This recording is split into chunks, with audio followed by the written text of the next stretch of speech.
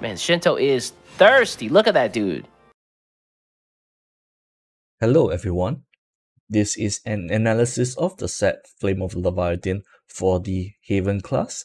For any other classes, you can find them in the playlist. Let's start off with our first card. Just a reminder guys, I won't be reading all the card effect word by words because that will take a long time. I'll just be summarizing the card effect, the pros and the cons, and how I view the card will stand in the next meta. With that, the first card is Snow White, 2 mana 2/2. It does have the self-preservation where when it dies, it goes into the EX area. If it's summoned from anywhere else, it gets +1/+1. Yeah, it must have the fairy tale counter in order for it to go back to the EX area.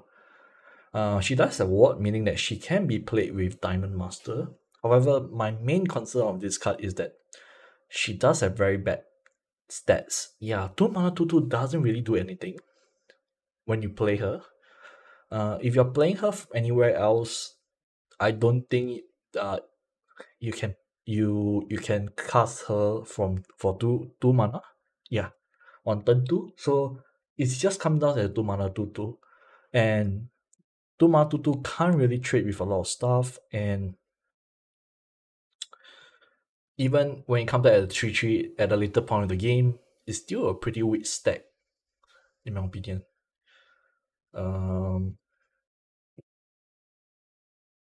Yeah, so I do feel that this card is pretty weak. But I think you still will play her in a fairy tale deck.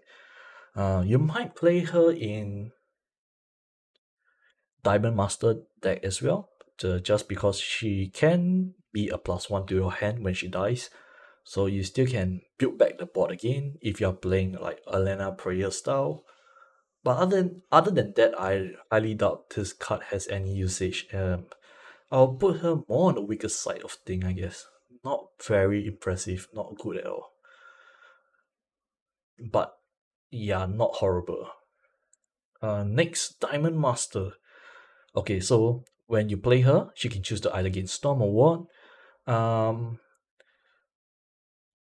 She also have protection for your other cards and for the leader as well.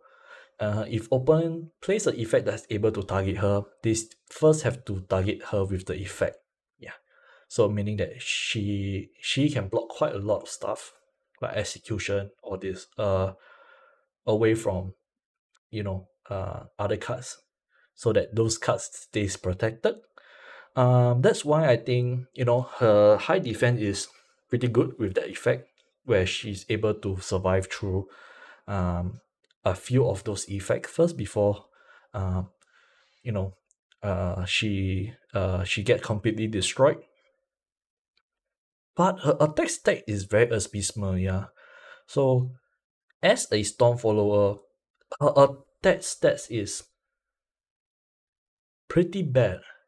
For a 2/5, you can't really kill anything. When after even if you after evolve, it becomes a 4/7. That's a +2/+2 stats for 3 costs for evolve. That's very, very high cost for evolve. Yeah, the attack stat is very abysmal to a point that I highly doubt for 7 mana to hit face for 4 is worth it. But her evolve effect can make the card become quite good because she does have quite a few good 3 play point to summon from the graveyard. One example would be Amnesty Leo. Is a 2 mana 2/1 follower with Storm, and Fanfare give an ally ward or Storm follower +1/+0, making Diamond Master a 5 attack. And if you see it from this point of view, all of a sudden Diamond Master seems not bad as she's able to hit for 7. With Ruby Falcon, it will be 4/1 when Diamond Master attack, and if you're able to pay additional 2 more mana, Ruby Falcon can also gain Storm, which will attack for 3 or 4 if you evolve it. So she kind of brings just nice in just nice damage. So it's 4 plus 1, 5, 5 plus 3, 8. So for 9 mana deal 8 is alright. 10 mana deal 9 is quite alright. I wouldn't say it's impressive, but it's still quite alright. With that said, I think the NR playstyle with her might be better with the Alena's Prayer. Or you can play her with a the BPO1 card where Archpriestess Archpriestess Lilia, where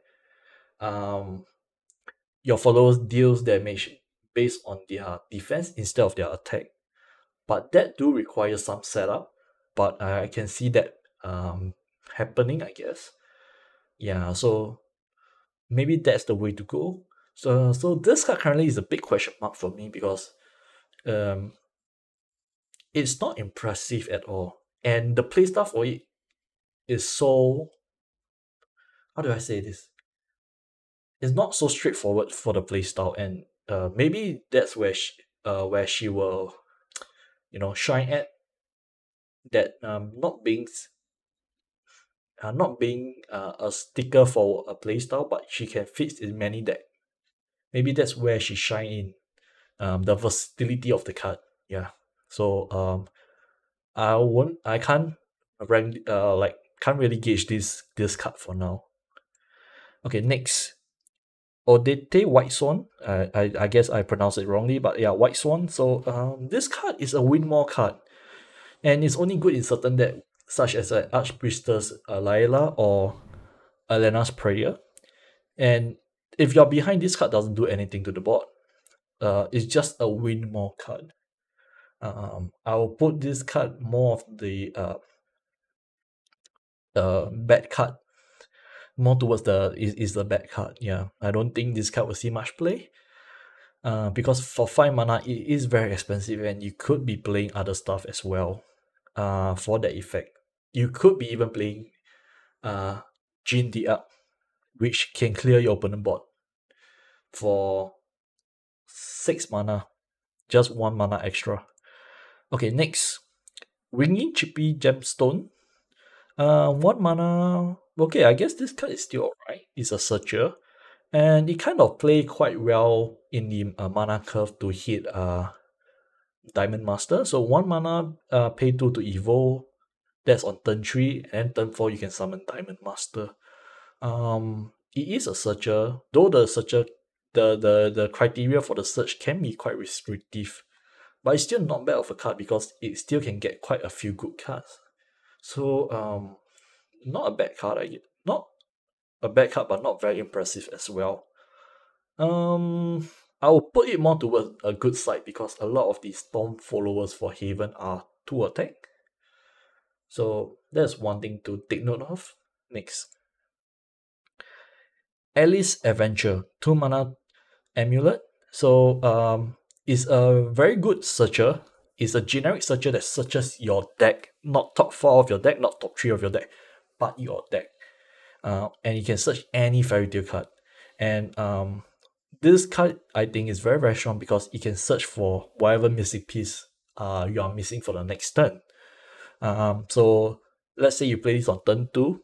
If you're going first, you can search for Rapunzel. If you're going second, you can search for Alice and the Alice, and that will help you fix your curve. And in my opinion, the give Fairy Tale follower rush and direct attack, meaning make them into a remover, is just a plus. You don't really need it, but it can help you in certain situation. Yeah, so this card I think is a very good card for Fairy Tale, for Haven. Okay, next, White Knight. So it's a 6 mana 6/6. For 6 mana, that's a good stat. The stat is pretty good. 6 is very hard to get rid of.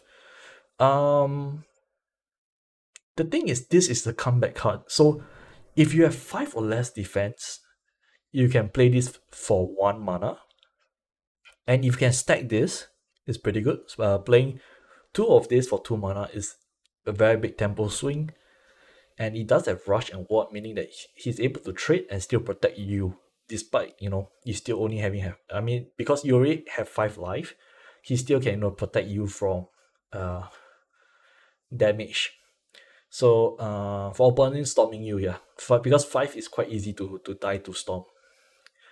The con is that it's not really an impactful card compared to other 6 cost follower or other 6/4 cards, in my opinion. Well, being ahead, yes. So if you are ahead for 6 mana, 6/8 rush and what, it's just an alright card. It's not very impressive. But if you're behind, it all of a sudden this becomes a very good card.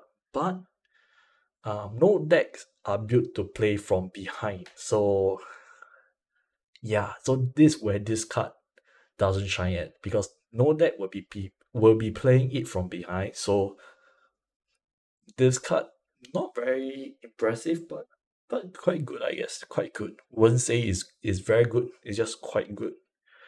I can see it. Will I see it being played? Maybe a one-off as a deck, and that would be all. Next, Ruby Falcon, 3 mana, 3/3. Is a slow burn. 3 mana, 3/3 is just an alright stat. It does face damage when your another Ward or Storm attacks. And this is not a once per turn, that means you can keep burning. But it must be another Ward or Storm attack. So it kind of buff all your Ward and Storm follower to give them +1 attack. In order to gain Storm, you have to pay 2, which can be quite costly. And then it doubles as a remover. A soft remover, in my opinion. Not say very good, but during the early game, the only ward that you might want to get rid of currently is, if you're not facing mirror, which is I guess a Bellringer. So Bellringer is 2 HP, which this card remove exactly. So I guess that will be a plus for it. And that's for this Ruby Falcon. I think it's a very good card. If you're playing the Storm Ward version of the Haven deck, I think this is a must to play, and I think this card will see quite a lot of play.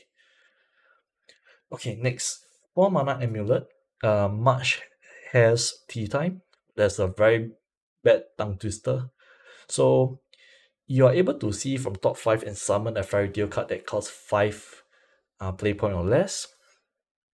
And it does have a built-in revive where you pay 2 play point, add this card, put this in the graveyard, and you can summon a 3 play point or less Fairy Tale follower from the graveyard. And both have very good targets. For cards that you want to target for the look top 5 is Rapunzel and above, meaning you Rapunzel, Alice, Tin Soldier, and Pinion Soldier, I think. If that's the card name, let me double check. Pinion Prince, yeah, they are all Fairy Tale cards. And Pinion Prince is the only 5-drop that you can cheat out. That is, on turn 4 that is higher than the cost of the amulet. This card is very resourceful. This one card can do quite a lot of stuff, which is pretty impressive, not gonna lie. I think this card, if you're playing Fairy Tale, you will be playing 2 to 3 copy of this card. Yeah, but I think most people will play this on turn 5 instead of turn 4, because if you hit Pinion Prince or Alice, you will want that 1 extra mana to evolve so that they can affect the board on that turn. Yeah, so I don't really see this as a 4 mana card, but more of a 5 mana card. Okay, next. Tin Soldier. Very good face damage. Every time you remove a Fairy Tale counter, it deals 2 damage. 3 mana, 3/4, good stats. Also one of the few 3 mana cards that actually held its own against all the other 3 drops in the card pool, 3 mana card pool. This card requires a little bit of setup to gain the Fairy Tale counter. So if this is summoned from anywhere other than hand, it gains a Fairy Tale counter. And the thing about this card is that you can remove multiple Fairy Tale counter from this card in a turn. Yes, you can have multiple Fairy Tale counter on a single card. And if you stack Fairy Tale counter on this card, each Fairy Tail counter deals 2 damage. So this card is actually pretty scary. If you properly stack the Fairy Tail counter on this card, yeah, it's face damage. That 2 damage can't be blocked. So this is very, very scary card. And I think this card is very impressive. I think definitely be 3 off in any of the Haven Fairy Tail deck. I can see this being played. And there's not much counter to this card, except unless you earn it or something. Yeah. Next, Pinion Prince, 5 mana for 5. You can take back a Fairy Tail follower from your graveyard, put it in the EX area, and then you put a Fairy Tail counter on them. So if you combo off with the Tin Soldier, basically Tin Soldier now have 2 Fairy Tail counter on him. And what I like about this card is that it does have two good keyword, evolve and direct attack. So having the direct attack when evolve means that he's able to rush and he's able to take control of the board the turn he evolve. So it makes this card very, very good. And this is definitely one card to look out for as well for Fairy Tail Haven. Bird Keeping Disciple, 4 mana, 5/4. It has a good stats because the way you want to play this card is aggressive. So the 5 attack actually is very scary, and if you manage to swing the 5 attack in, you also summon a Holy Falcon by tapping a untapped amulet. So it requires a little bit of setup where you need an amulet, but it's definitely worth it. For 4 mana, you gain a 5/4 and a 2/2 on the board, and the 2/2 have a storm.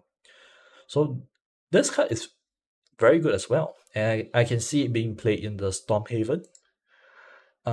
Amastilio, yeah, so basically attack buff for another ward or storm follower, making the ward follower even stronger.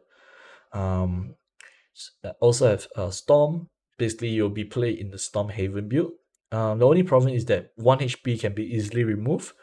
And if you're playing this on turn 2, sometimes you might not have target to buff because there's ain't much 1-drop ward follower to play other than Bellringer, which will make me question if are you playing aggro with Bellringer. And the other one will be Snake's Priestess, which is a 1 mana 1/3. So I think this card is good but not impressive, but definitely a 3 off in Storm Haven deck. Okay, the last card for Haven, Bejeweled Shrine, 1 mana. So I like this type of card because turn 1 is usually a free turn and a turn 1 setup, and it does have a reusable buffer. It is a reusable buffer, sorry. You can give another ward or storm +1/+1. I think this card, even though it might be once per turn, but it's still buffing those cards to become bigger and bigger. That's what I like about this card. So with that will be all for Haven. I'll see you guys next time.